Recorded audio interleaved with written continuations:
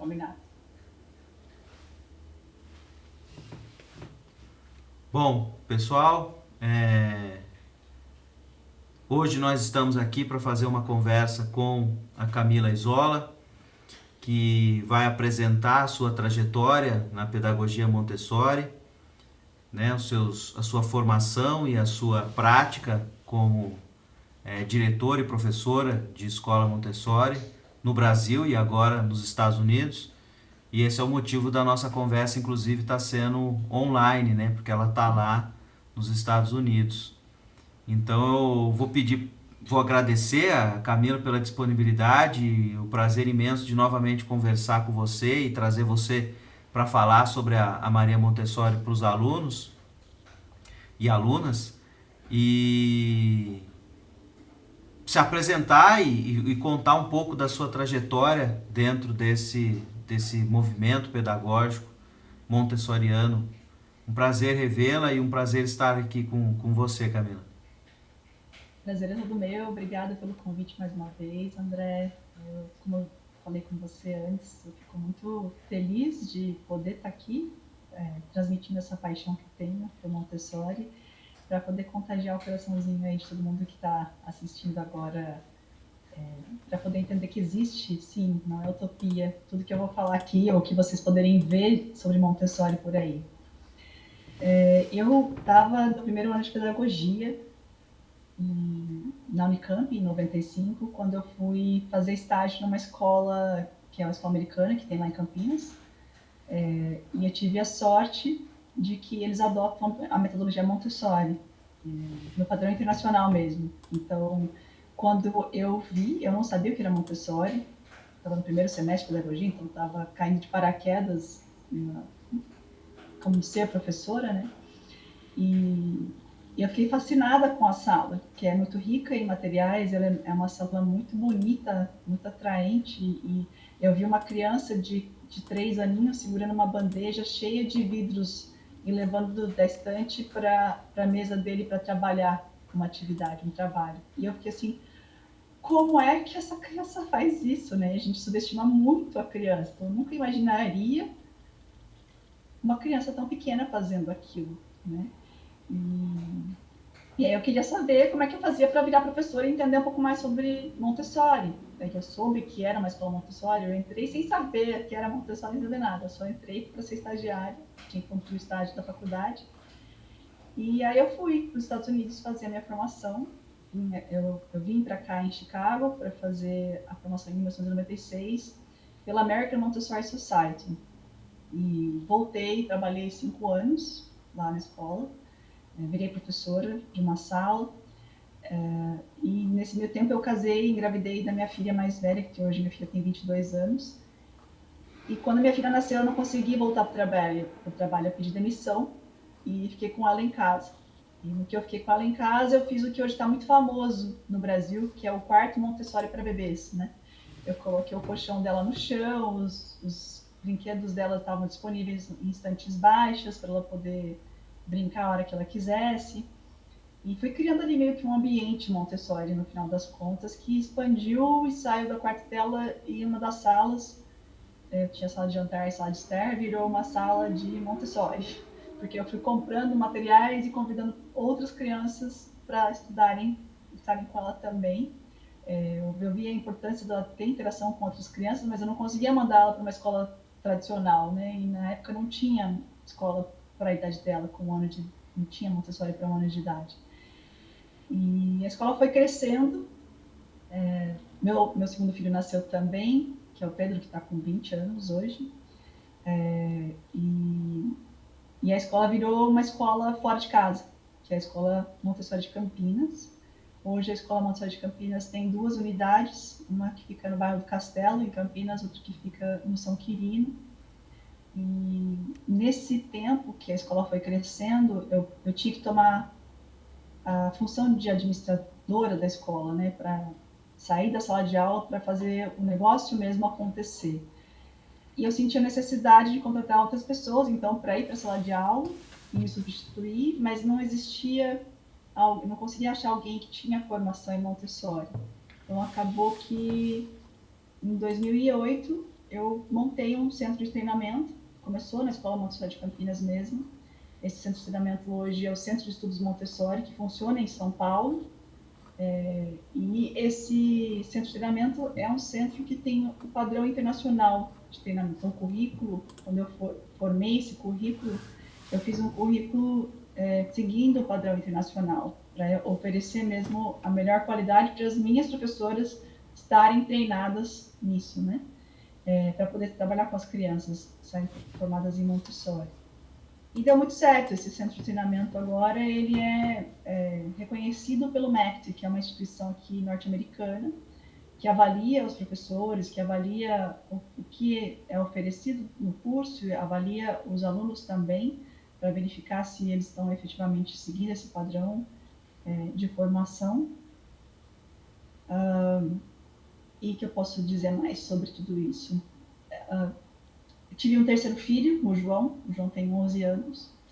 E a escola crescendo, eu trabalhando ainda no administrativo, acabou que teve a pandemia recente, né?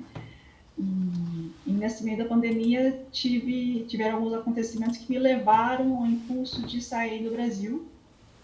Para isso, vim para os Estados Unidos fazer uma formação superior que eu tinha feito antes, que é a formação da AMI, que é da Associação Montessori Internacional, que foi a associação que a Maria Montessori criou. Trouxe o meu filho mais novo, o João está aqui comigo, está estudando em uma das melhores escolas Montessori do mundo, que chama Child Peace, que eu mandei o link para você. E foi sensacional fazer a formação da AMI, porque é uma formação, não é uma formação, é uma transformação. Eu já tinha, quando eu comecei o curso, já tinha 27 anos de experiência em Montessori. No Brasil, além de estar administrando a escola, que é a Escola Montessori de Campinas, eu estava trabalhando como consultora e ajudando outras escolas Montessori a serem criadas e fazendo treinamento também. Eu acabei virando treinadora de Montessori, não só no centro de treinamento, mas também indo pelo Brasil todo. Então, Goiânia, São Luís do Maranhão, Recife, vários lugares do Brasil, no sul também, né? São Carlos, Ribeirão Preto, no estado de São Paulo. Então, assim, fui espalhando junto com um grupo de mais outras duas pessoas, na verdade, que é o Gabriel Salomão. Então, para quem está assistindo a aula agora, vale a pena também conhecer. Eu vou passar o link para você também, que eu lembrei agora, do Lar Montessori. Lá tem muita informação e muitos cursos sempre acontecendo sobre informação sobre Montessori, que são cursos mais online. A maioria, todos do Lar Montessori, eles são cursos online, então dá para fazer, para ter um conhecimento mínimo ali da metodologia. Então a gente foi fazer treinamentos pelo Brasil todo.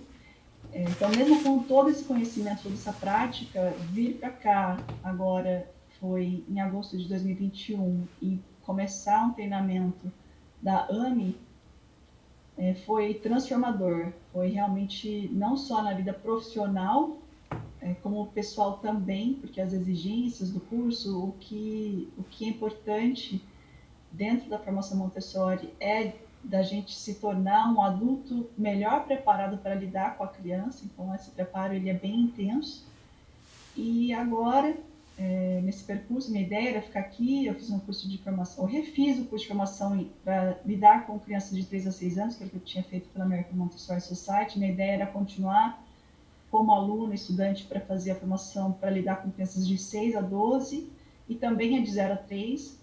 Mas nesse meio tempo eu acabei me associando com o Felipe Roquette, que é do Montessori Brasil, no projeto Alma, Ajuda a Humanidade, que é para levar Montessori para mais famílias, e está fazendo mais sentido nesse momento, reverbera mais em mim eu voltar a virar treinadora, porque aqui eu estou em sala de aula com algumas crianças, é um número limitado de transformações possíveis. Quando a gente é treinador, a gente acaba formando outros professores e isso também reverbera em muito mais pessoas, né? Porque essas professoras vão, cada uma ter um número de alunos por ano que vão reverberar em famílias, então isso me atrai muito mais.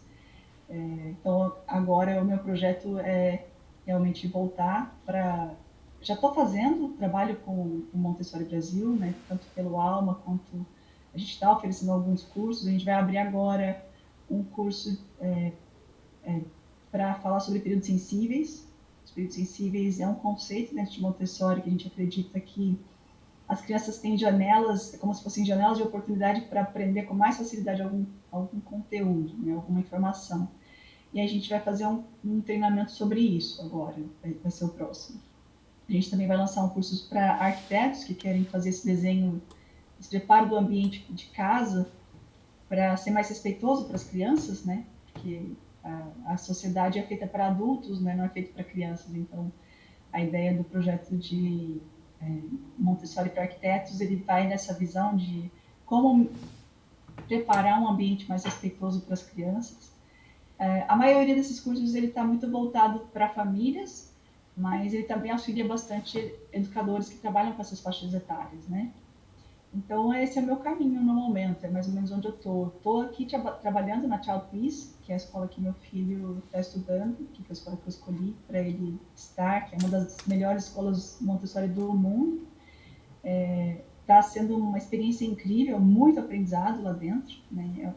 É um privilégio fazer parte da equipe deles, eles sponsor, né? Eles bancaram o meu visto de trabalho para eu conseguir permanecer nos Estados Unidos. Então, eu sou muito grata a essa oportunidade. Eles sabem do meu trabalho no Brasil, então eles entendem que é um momento que tem começo, meio e fim lá nesse trabalho que eu estou realizando, mas a gente colabora um com o outro. Então, eu levo um pouco do meu conhecimento para lá, para dentro da sala de aula, e eles também me auxiliam bastante, ajudando em adquirir mais conhecimento sobre como que uma escola funciona, uma escola dessas para quase 400 crianças, manter uma qualidade no nível que eles mantêm. A escola aqui funciona até o 8º ano. Então, cada turma é sensacional. Assim, a experiência que meu filho está tendo, apesar de ter sido somente um ano, ele é um ser humano, uma versão mais elevada de ser humano, sabe? De estar tendo a oportunidade de trabalhar numa sala que ele pode escolher o que ele quer aprender, né? E ele é respeitado como ser humano único que ele é. Então, assim, só por isso, só por essa experiência que meu filho está tendo, já está valendo a pena, né? Mas aí tem o plus de eu também estar tendo uma boa experiência por aqui. E poder compartilhar um pouco com vocês aí no Brasil também, né? Acho que resumidamente é isso, né, que eu posso falar. Não, tá ótimo, que é isso, já, já é uma grande apresentação, né? Acho muito importante isso que você, lá no comecinho, né, enquanto estudante, conhecer essas outras pedagogias, porque de certa maneira é um pouco isso que eu tô tentando abrir de janelas aqui, né? Para que os estudantes, né, os alunos e alunas da turma percebam que existem outras formas de conceber, né, o humano, a criança, a educação e, consequentemente, outra forma de conceber o processo educativo em função dessa conceituação, né? E isso tem consequências na organização, né, da sala, na forma de... Então, eu acho que, assim, numa disciplina de filosofia da educação, mas que eu quero sempre tentar trazer para a prática, né, é importante perceber que a Maria Montessori, nos seus livros, ela nos dá uma concepção, né, um conceito de humano, de criança, de professor, né, de humanidade, e isso reverbera, né, isso se desdobra na forma como ela organiza a sala, na forma como ela organiza as atividades, na forma como ela pensa o papel do professor, né? Então, acho que o que é importante para a gente ouvir é um pouco como é essa dinâmica da sala, né? Não sei se você prefere separar pelas idades ou falar uma apresentação mais geral, aí fica a seu critério, né? Mas a ideia é de tentar trazer essa materialidade um pouco pros nossos estudantes. Legal. Então vamos começar pelos pilares, né? O Montessori ele é baseado em 3 pilares, que é a criança é o centro da educação dela. Então, assim, bem diferente do que a gente está acostumado na educação tradicional, em que o professor está lá na frente e ele que diz para onde a criança tem que ir, o que a criança tem que fazer, e Montessori é o contrário. Quem faz isso é a criança. Nós, educadores, a gente tem o papel de guia ali na sala. Então, a criança, para ela para ela poder se autoeducar nesse processo, a gente cria para ela um ambiente em que ela vai estar interagindo com crianças de idades misturadas. Então, a Maria Montessori, estudando e observando o ser humano, ela descobriu, isso é nova psicologia na época, né, que ela chamava de nova psicologia, já também tinha observado, o ser humano se desenvolve dentro de planos de desenvolvimento. Então, ela dividiu esses planos de desenvolvimento de 6 em 6 anos. Então, é 0 a 6 é o primeiro plano. Aí, 6 a 12, 12 a 18 e 18 a 24. E esses planos, eles são subdivididos. Então, de 0 a 3, 3 a 6, 6 a 9, 9 a 12, e 12 a 15 e 15 a 18. E aí, as salas, elas são agrupadas dessa forma. Então, que é também bem diferente do que a gente está acostumado, e quando alguém fica assustado, quando, nossa, mas tem idades misturadas numa sala de aula, como assim? Aí eu pergunto assim, me diz qual é o lugar no planeta Terra, que você tem que ter uma idade certa para frequentar.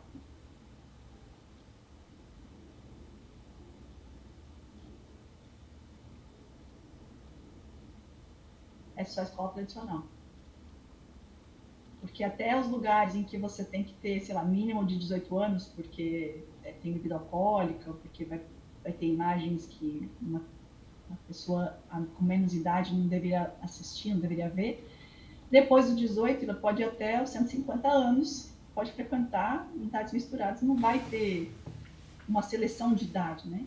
E a escola tradicional, ela foi criada com idades certas para, bom, nasceu na Revolução Industrial, né? Então, assim, aquela ideia de eu me especializo em fazer essa parte, e o outro se especializa nessa parte. Então, igual tempos modernos, que o Chaplin sai da indústria apertando parafusos, né? Com a chave de boca. Não sei se você já viu o Chaplin em tempos modernos. Então, ele é aquilo, só que dentro de uma sala de aula. Então, uma criança, ela aprende no primeiro ano daqui até aqui. Deixa eu fazer para você. Daqui até aqui. No segundo ano, ela aprende daqui até aqui. No terceiro, é daqui até aqui. Se a criança quiser aprender mais do que isso aqui, tudo bem. Só que ela vai ter que ir por conta própria, porque a minha professora dessa turma aqui não vai dar mais para ele. É só isso que ela vai dar. Se ela aprender menos, também não tem problema. Ela repete o terceiro ano e tudo certo, né? Faz tudo de novo e segue o barco, né? É isso que a educação tradicional faz. Então, facilita muito a vida do educador, que só tem que saber aquele conteúdo e ponto. Não tem nem discussão, porque tem uma grade curricular né, uma grade mesmo, que prende aquela criança naquilo, e ela fica limitada a aprender só aquilo, né? E o professor só precisa saber aquilo também para ensinar. A idades misturadas, então, voltando, por que a gente chegou nessa ideia? Porque em nenhum momento, não existe nenhum estudo que diz que uma criança só pode aprender a tabuada no terceiro ano, lá com seus 9 anos, sei lá. Porque é isso mais ou menos que está no currículo tradicional, né? E eu vejo aqui em Portland, vi na minha sala também no Brasil, crianças de 5 anos fazendo multiplicação, aprendendo a tabuada. E por que não? Se ela quer, se ela gosta. Ela está ali latente para querer aquele material e querer aprender. É lógico que é um material extremamente concreto, né? Que ela vai trabalhar esse concreto para depois abstrair o conteúdo. Mas ela trabalhando com idades misturadas, numa sala Montessori, o que vai acontecer? As possibilidades ficam infinitas, tanto para menos quanto para mais. Então, uma criança que tem uma grande dificuldade de aprendizado, não tem problema, porque a gente sempre vai seguir o ritmo dela. Então, se eu precisar, eu vou trazer um material mais, mais adequado para ela, de acordo com o que ela está precisando de aprender naquele momento, seja um material menos avançado ou mais avançado. Então, uma criança também que é super inteligente e ela precisa saber mais, eu vou trazer mais material para ela, né? Então, vou trazer outras coisas. Então, idades misturadas permite que essas crianças tenham infinitas possibilidades para todos os lados. E eu vou sempre respeitar o tempo dela, né? E tendo crianças mais novas, vamos pensar numa sala de 3 a 6 anos. As crianças de 3 anos chegando numa sala de 3 a 6, elas são os xodozinhos da sala. Todo mundo quer dar carinho e atenção para ela. Ela é super amada e querida ali, né? Quem não quer isso na vida, né? É uma delícia você ser amado e ser querido e ser o fofinho, né? E essa criança mais nova, ela também vai ter o mais velho como modelo. Então ela vai muito além do que ela iria, porque ela quer ser como esse mais velho. Então ela ganha muito nesse ambiente. A criança mais velha, por sinal, por outro lado, né? Ela é o cara da sala, porque todo mundo quer ser como ela, né? Então, para autoestima, para autoconfiança desse ser humano, é incrível ele entrar, essa criança ter a oportunidade de entrar nesse papel. E quando ela vai ajudar uma criança que precisa de ajuda, vai ensinar algo para uma outra criança, o que acontece? Essa criança reforça o conhecimento que ela tem, né? A gente aprende muito quando a gente está ensinando alguém algo. Então, essa troca ela é muito rica. E a riqueza dessa troca é incrível porque assim, a criança, eles percebem, né, nessa troca que todo mundo é diferente. Porque ninguém é igual a ninguém. Por mais que você queira colocar todas as crianças de 7 anos numa turma, todas elas são diferentes uma da outra. Não vai ter como você considerar todo mundo igual. Em unidades misturadas fica mais claro isso, né? Todo mundo é diferente e tudo bem ser diferente. Eu posso te ajudar com o que eu sei, você me ajuda com o que você sabe e todos ganham nesse processo. Forma-se ali o que a Maria Montessori chamava de mini-sociedade. É um conceito de troca e é uma mini-sociedade que vai ser competitiva, que é o que a maioria das escolas proporcionam, né? Para saber quem é o melhor e tal. É uma mini-sociedade colaborativa, que eu estou disposta a ajudar o outro, né? Isso é natural do ser humano. Esse é um dos pilares, então, da Sala Montessori. A criança ser o centro de educação e, para isso acontecer, ela precisa estar com idades misturadas, né? Aí, num ambiente desse também, dá para perceber que uma inclusão de uma criança com alguma necessidade especial fica muito tranquilo, porque ela vai ser mais uma criança diferente naquele ambiente, como todas as outras são, né? Então, o pilar da criança ser o centro da educação dela é o principal. A gente sempre tem um triângulo assim, no topo do triângulo é a criança como centro da educação. De um outro lado, você tem o ambiente, que é um ambiente preparado. Esse ambiente preparado, ele precisa ter uma ordem. Principalmente na faixa etária de 0 a 6 anos, a mente da criança, a parte interna, né, da criança, a mente dela, ela é baseada na organização externa. Então, a ordem interna na mente da criança é baseada na ordem externa do ambiente. Então, precisa ser um ambiente extremamente ordenado. Nesse ambiente vai ter aquilo que eu falei no primeiro pilar, né, da criança. A gente vai ofertar para essa criança materiais extremamente concretos para ela aprender manuseando. Então, a base desse ambiente é a criança ter a possibilidade de se movimentar. Então, em nenhum momento ela fica obrigada a ficar sentada, né? Eu imagino que todo mundo que está aqui nessa sala já teve a experiência, se não foi consigo mesmo, né?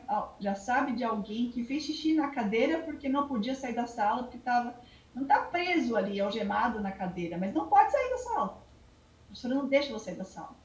Né? E no Montessori não. No Montessori ela pode ir, sair, entrar e se movimentar da forma que ela quiser nesse ambiente. Tem que ter espaço para isso, para ela poder fazer.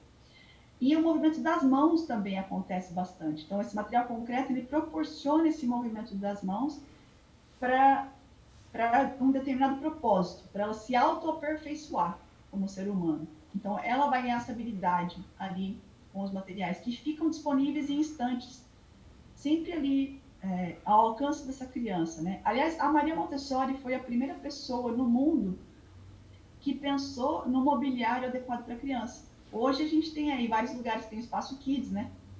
Restaurantes, barzinhos, sei lá, buffets, todo desenhado para criança, né? Até escolas mesmo já tem um jardim de infância, cadeiras e mesas, né, mais baixas. Na Sala Montessori é tudo na altura da criança. Então, assim, O professor não tem uma mesa do professor, as estantes não ficam lá no alto com o material que a professora escolhe a hora que ela vai trazer para baixo. O material fica na estante, disponível para a criança manusear a hora que ela quiser. E esses materiais, eles começam, então, ali com materiais bem concretos, para passar um conhecimento bem concretamente para a criança, para ela conseguir abstrair em algum momento, né? Isso eu estou falando assim, quando a gente pensa em até crianças de 6 anos. Na sala de 6 anos em diante, que também é uma parte muito diferente do Montessori, existe bastante livros já, material já tem algum material concreto ainda na sala de 6 a 9, de 9 a 12 quase nada de material assim, de madeira concreto para ser manuseado, porque a criança já está conseguindo abstrair bastante, né? Mas ali naquele ambiente de 6 a 9 anos, as mesas elas ficam agrupadas, então assim, tem conjuntos de 4 mesas com cadeiras para as crianças poderem interagir uns com os outros, porque a Montessori observou que a partir, sei lá, 5 anos, 4 anos e meio, 5 anos, a criança começa a ter já uma vontade de estar com o outro. O ser humano, ele desenvolve essa vontade, né? A gente ouve muitos pais de crianças bem novinhas querendo que eles aprendam a dividir brinquedos, aprendam a estar com outras crianças, e na verdade isso não é importante, porque a gente proporcionar para a criança, porque isso vai acontecer naturalmente. Chega um momento da nossa vida que a gente não consegue mais, a gente não quer mais se desligar de um outro ser humano. E aí ela proporcionou, então, no ambiente Montessori do fundamental, mesas agrupadas, porque a criança ela pode até estar fazendo um projeto diferente do outro, um trabalho diferente do outro ali do lado. Pode estar fazendo num grupo, mas eu posso estar fazendo um trabalho aqui, você está aqui do meu lado, André, e a gente pode parar de falar nosso trabalho um pouquinho e conversar, sabe? E voltar para o trabalho. Então, para mim é importante, como criança de 6 a 9 anos, de 9 a 12 em diante, de ter alguém do meu lado. Só ter alguém para poder conversar de vez em quando se eu quiser. E isso é proporcionado no ambiente Montessori. Ao contrário da escola tradicional, né? Que na educação você tem mesas agrupadas na educação infantil, que no Montessori não. No Montessori a gente tem mesas individuais, porque a criança está se conhecendo, se reconhecendo como ser humano, né? Principalmente até os 3 anos, ela está na fase egocêntrica, ela está entendendo quem ela é. Então é importante para ela ter uma mesa ali, para ela ficar no cantinho sozinha e fazer o que ela quer sozinha, sem ter que dividir com ninguém, sem ter que nem olhar para a cara de outra criança, que ela nem sabe direito que outra criança é outra criança, que ela é uma criança, ela está entendendo isso tudo, né? E no 3 a 6 também, você tem uma ou duas, assim, oportunidades de crianças de mesas de dupla, mas a maioria são mesas individuais. Os trabalhos no final do ciclo de 3 a 6 anos, na matemática e na linguagem, os trabalhos mais avançados, eles são feitos em grupo, não dá para fazer algumas das atividades sozinho. É bem interessante esse caminhar que a Montessori vai fazendo para a criança ter a oportunidade de socializar. Mas a criança está sempre livre em qualquer um dos ambientes para poder conversar uma com a outra, caminhar e se movimentar do jeito que ela quiser. Então, a criança é o primeiro e mais importante pilar, né? Ela se autoeducar é um dos pilares Montessori. O ambiente é um outro pilar, o ambiente preparado é o segundo pilar do método Montessori. E o terceiro, que é, na verdade, o link entre a criança e o ambiente preparado, é o adulto preparado. Então, eu estar pronta para entender a criança, então eu saber qual que é a fase de desenvolvimento que essa criança está, saber quais são os interesses dela, então eu observo essa criança, minha maior função no ambiente Montessori é eu observar essa criança, saber quais interesses que ela tem, saber quais habilidades que ela tem também, como é que ela manuseia esses materiais, como é que ela interage com as outras crianças. E eu também preciso saber para que servem os materiais, porque daí eu vou chamar essa criança para fazer uma apresentação para ela do material e mostrar para ela como que ela pode fazer o uso do material, para ela fazer sozinha depois, né? Então, eu sou o link entre essa criança e o material. E aí, o adulto preparado, então, é o terceiro pilar. A gente tem a criança como um dos pilares, o ambiente preparado e o adulto preparado. Então, aí forma essa tríade do ambiente Montessori. E aí o funcionamento de cada faixa etária, ele vai muito de acordo com as características de cada plano de desenvolvimento, né? Então, a Maria Montessori, ela observou que uma criança de 0 a 3 anos, ela tem características que são muito diferentes de uma criança de 6 a 12 anos, que são completamente diferentes de uma criança de 12 a 18, que também são diferentes de uma criança de 18 a 24. E essas características geram nesses seres humanos, dependendo da fase que eles estão, necessidades que são específicas para o plano que eles estão. Então, assim, qual que é a minha função como educador? É eu garantir que essas necessidades, de acordo com o plano de desenvolvimento que essa criança está, que essas necessidades sejam atendidas nesse ambiente. Então, é mais ou menos por aí que vai, assim, a ideia da filosofia Montessori, assim, da metodologia.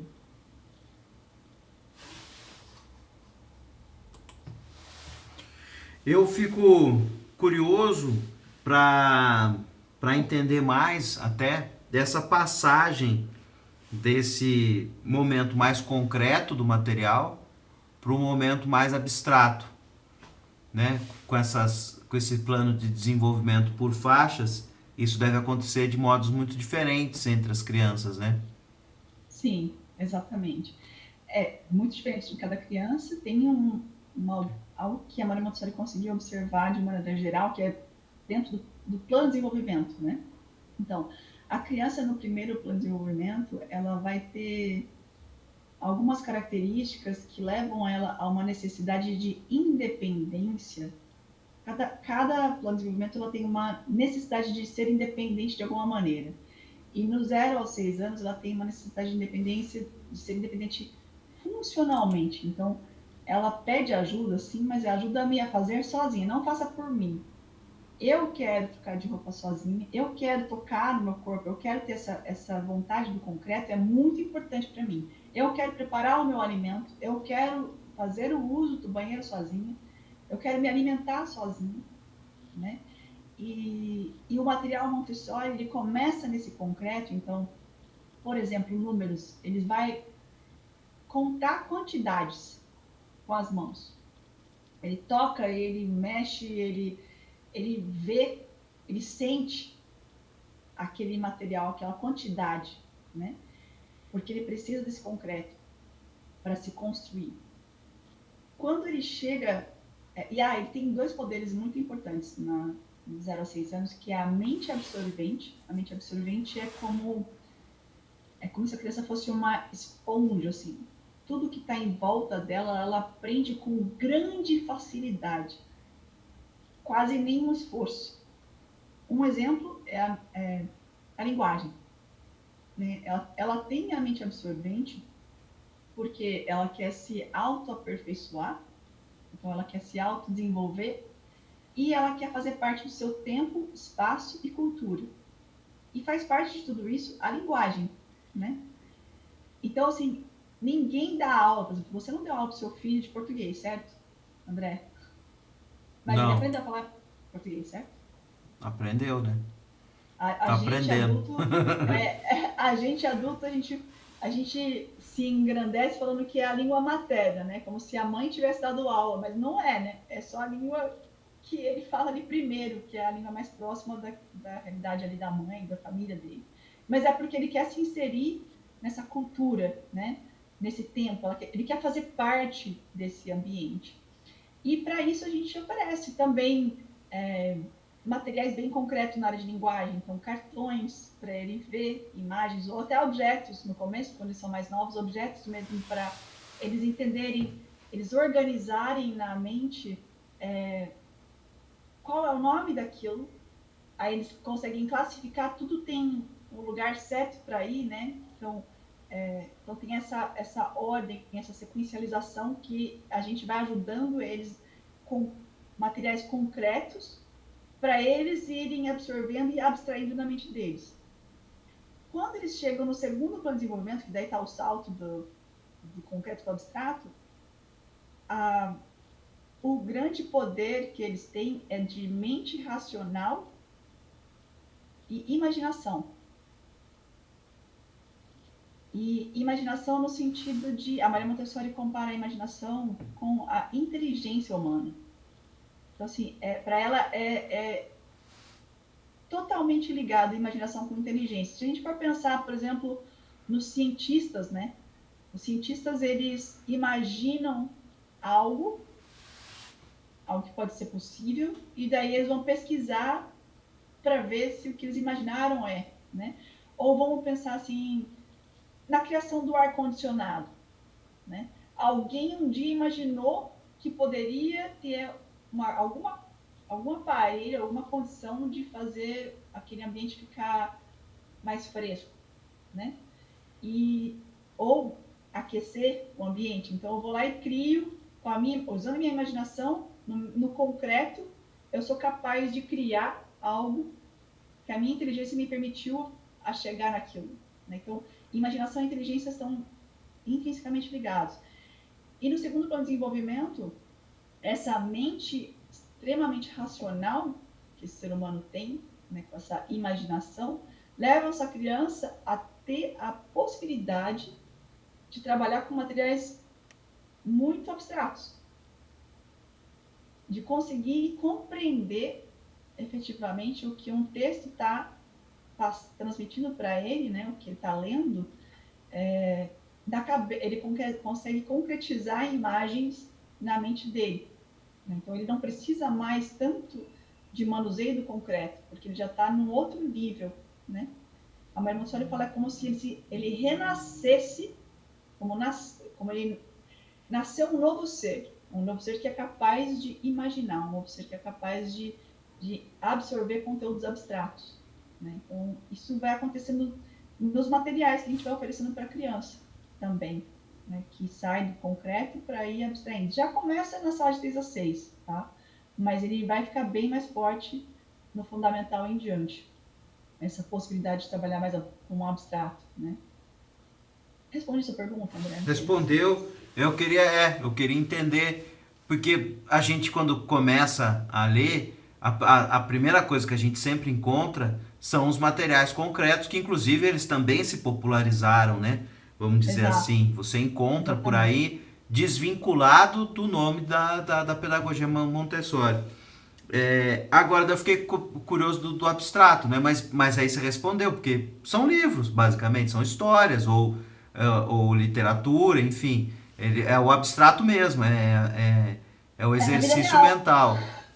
Exato. É o preparo do ser humano para a vida real, né? Então, a ideia do Montessori é esse preparo. O que acontece de bastante concreto na vida dessas crianças, né, no fundamental em diante, é que a gente vai no 0 a 6, a gente traz o mundo para dentro da sala, né? Pequenas chaves do mundo para dentro da sala. Então, imagens de diferentes continentes, para essa criança entender que existe vida além da escola, né? Vida além daquele contexto que ele vive. E vida além da família também, né? Porque para 0 a 6, a família é muito importante.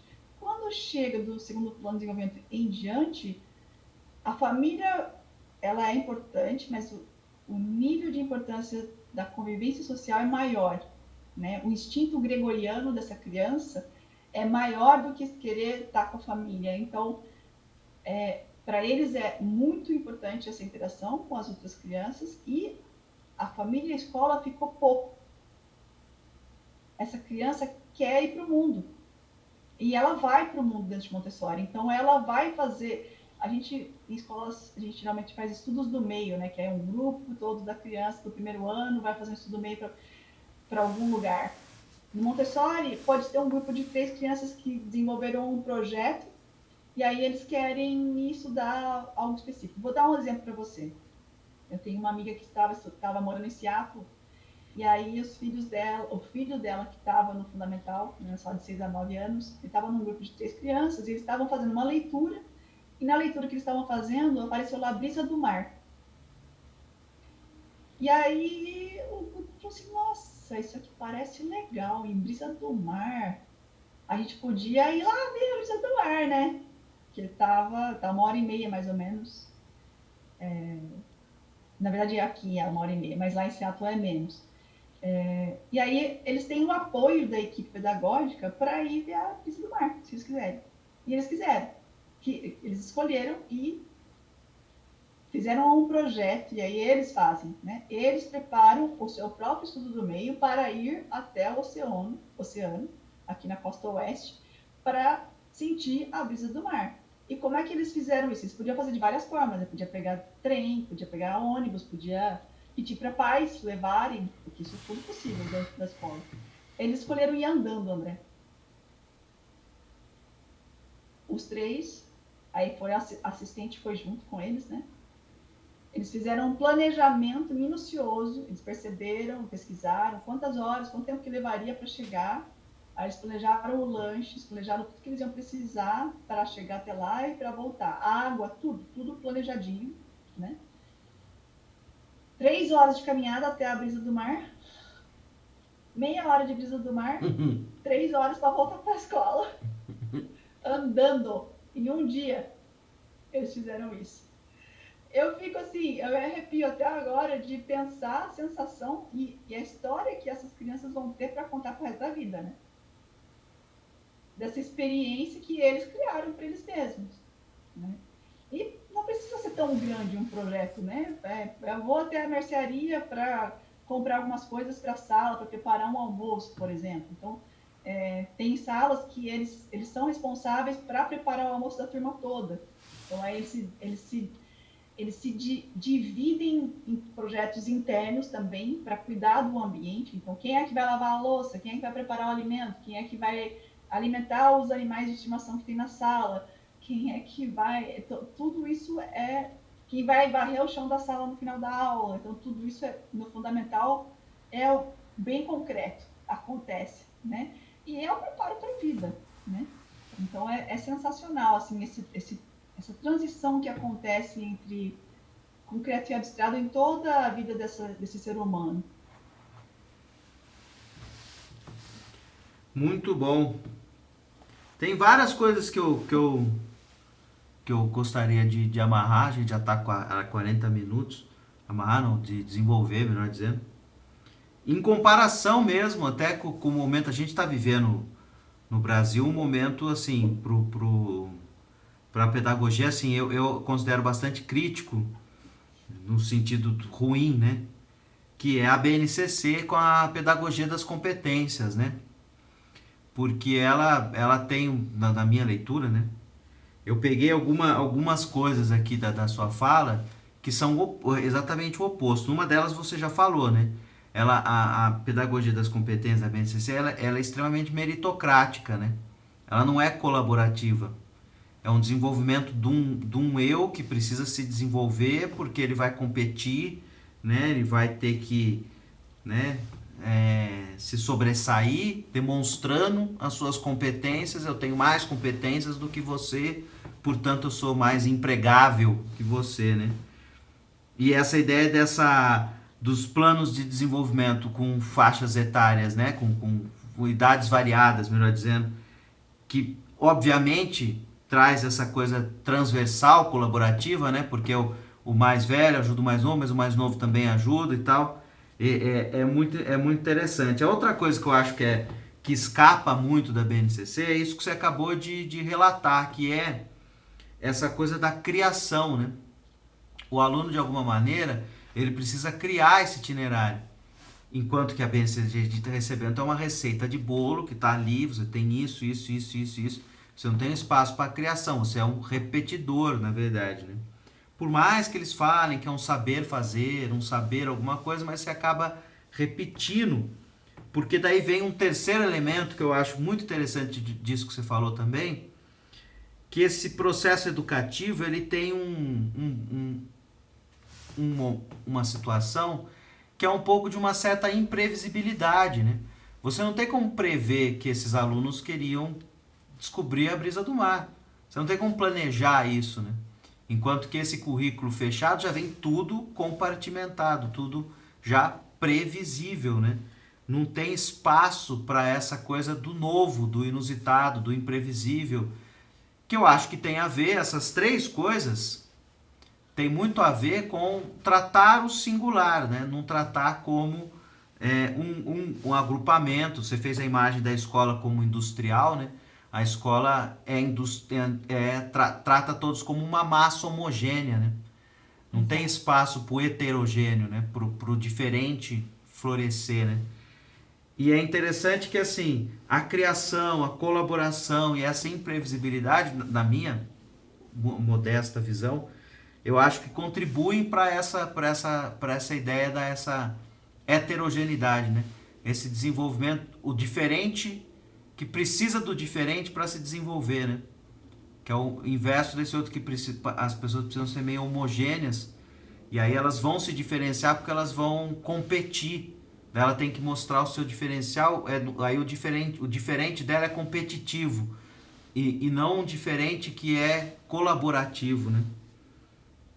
Exato. E assim, tudo bem, né? Se você quiser continuar do jeito que está a sociedade, se quer o mundo assim, tudo bem. Que é o que parece que a maioria das pessoas querem, né? Tá bom assim, não vamos mexer, time que tá ganhando não se mexe, né?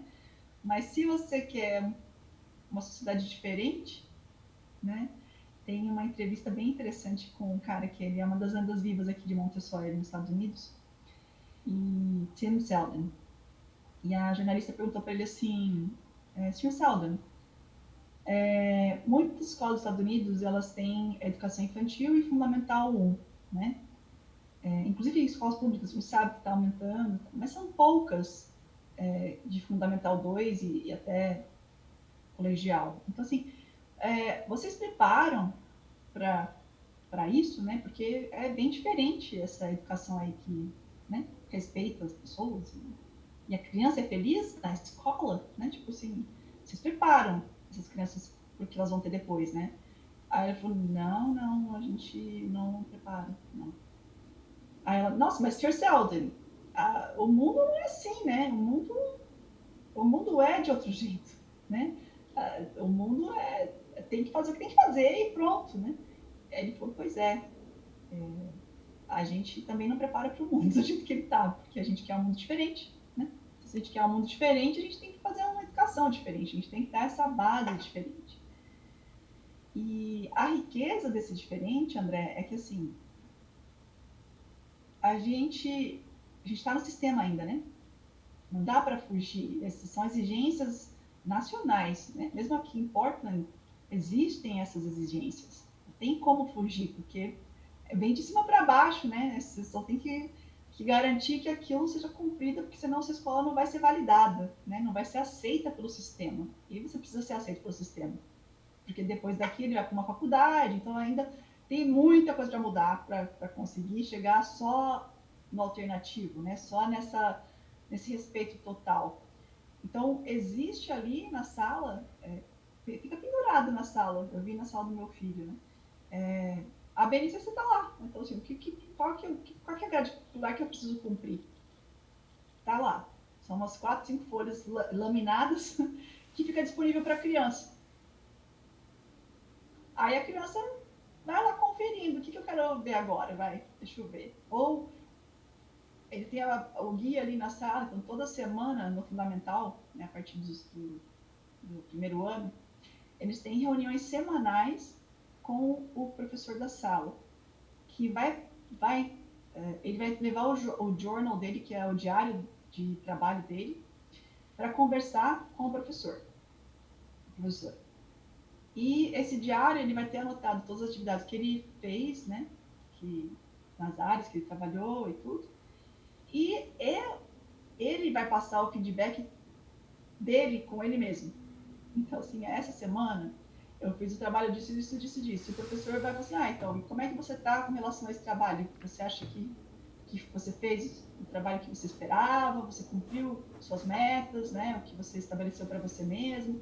Aí ele vai falar, então, talvez eu fiz isso em matemática e em geografia, mas não fiz muito isso em língua portuguesa, né? Eu tá um pouco defasado e tal.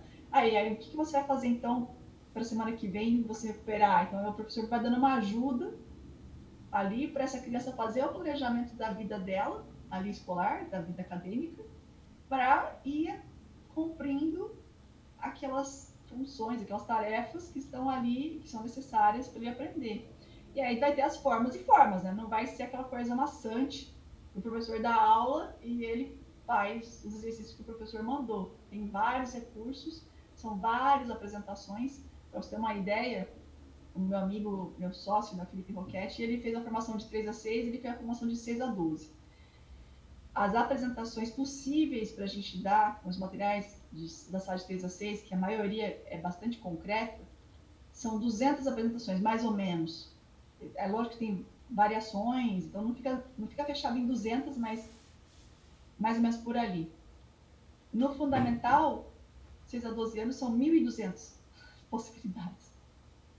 Então, o professor de fundamental precisa de ter todos os recursos, ter todo esse conhecimento, né, para saber fazer uso desses recursos, porque, como você falou, vai ter que ter flexibilidade para ele aproveitar essa vontade de ver a brisa do mar e ver qual é o conteúdo que ele pode inserir nesse passeio, né? E ele traz uma lição e apresenta uma lição, e essa criança vai estar tão fascinada com tudo que ele viu, por exemplo, sei lá, alguma lei da física que vai falar sobre, sei lá, vento, não sei, mas o professor vai achar ali algo, ou a matemática para fazer as contas de quantos passos que eles deram para chegar até o mar, eu não sei.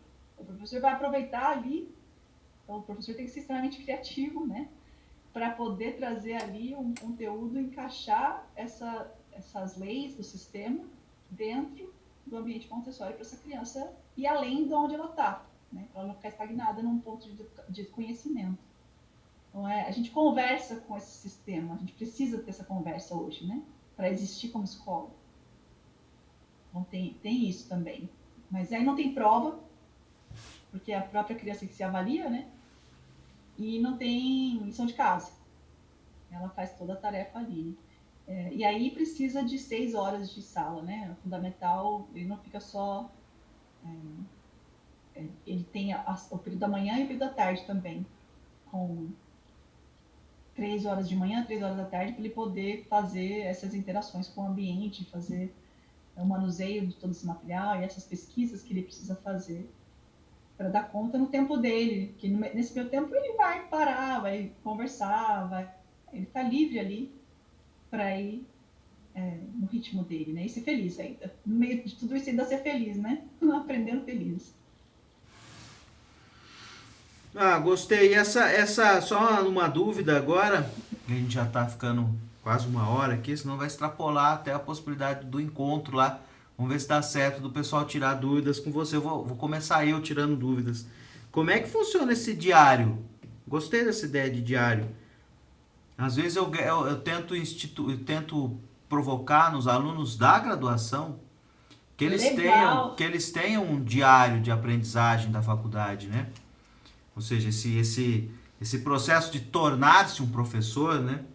Eu costumo dizer que eles não podem naturalizar isso, né? Você não se torna, não é um dom, não é copiar bons professores e muito menos dominar um assunto que você sabe dar aula sobre ele, né? Você torna-se professor, são uma série de conhecimentos, práticas, vivências, concepções de mundo que você precisa entrar em contato e desenvolver, assimilar, articular com as suas próprias trajetórias. E uma das coisas que eu acho que facilitam isso é ter uma espécie de diário, né? Ou seja, você ter um lugar onde você anota, eu mesmo tenho sempre o meu, né? O meu fica aqui, né? Onde você anota essa trajetória, né? Onde você vai, né? E aí você consegue revisitar. Eu acho isso muito interessante, que é revisitar momentos anteriores e ver o que está acontecendo e tal. Mas eu não sei se é isso que o A diário aí. evolução. É isso. É isso.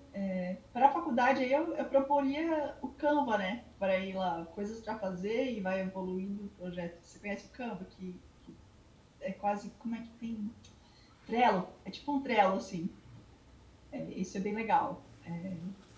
Porque acaba que tem uma limitação por causa do seu horário com eles, né? Não é igual a Montessori, em que eles têm 6 horas por dia para eles irem criando durante 3 anos com o mesmo professor todos esses projetos. Então, a flexibilidade é bem maior, né? E é isso. Então, a criança ela tem um livro, é um livro em branco, um caderno em branco. Parece com o seu, inclusive. é a capa deles aqui. Então é um caderno em branco que eles vão anotando ali todos os dias o que eles fizeram. Eles chegam de manhã e se propõem algumas tarefas para fazer, e depois do final do dia eles vão lá e analisam o que fizeram e o que não fizeram, né? Para ver o que vai de sequência para o dia seguinte, se dá para ir além, dá para pegar outra meta, né? Nova, ou se tem que manter a mesma meta porque não terminou. Então é por aí, é bem orgânico, assim. Cada um vai ter um caderno totalmente diferente do outro, né? É rico, né? Porque isso é É família. é um itinerário de aprendizagem. É de fato você assumindo o seu itinerário, né? 100% de responsabilidade sobre a sua vida. Muito legal. Ah, Camilo, acho que a gente já bateu um papo aí de quase uma hora, né? Vamos torcer pro encontro com os alunos rolar, né? Acho que a gente vai conseguir se encontrar e aí Vamos sim. trazer as dúvidas que eles vão apresentar, né? As inquietações, as dúvidas, o desejo de aprender alguma coisa com Montessori. Então vamos torcer para que dê tudo certinho e a gente consiga ter um segundo momento agora. Esse foi um primeiro momento para apresentar e um segundo momento de você conseguir conversar com eles. Vai ser um Certo? prazer. Maravilha.